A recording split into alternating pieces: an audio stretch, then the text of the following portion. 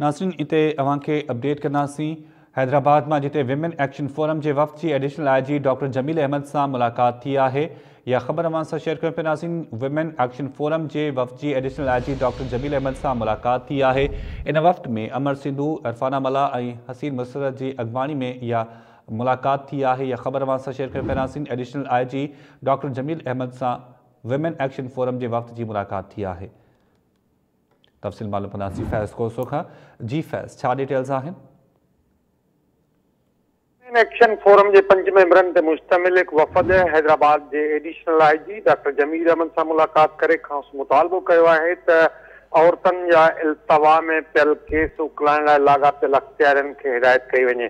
वफ़द पारां डॉक्टर इस्माइल रिंद पारां पंहिंजे 14 सालन की न्याणी सां मुबायना तौर जिनसी ज़्यादती, ॻोठ वॾा छछर में बेदर्दी से क़त्ल कयल वज़ीरा छछर के केस ऐं हैदराबाद में 12 वरियन की नींगरी मरियम लिगारी से रेप केस करे खेस क़त्ल करण वारन केसन बाबत तफ़सील से जान ॾिनी वई ऐं मुतालबो कयो वियो त इन्हनि केसन के हल करण लाइ फौरी तौर ते कदम खया वञनि ऐं डॉक्टर इस्माइल रिंद जे न्याणियुनि मुतासिर न्याणियुनि के तहफ़ुज़ फराहम कयो वञे।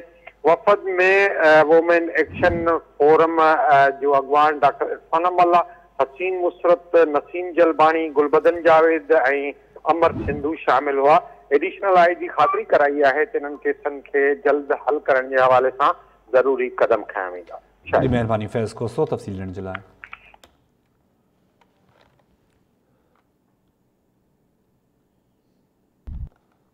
हैदराबाद में खबर मां सां शेयर कयूं पिया। विमेन एक्शन फोरम के वफ़द की additional IG doctor Jamil Ahmed Mahar से मुलाकात थी।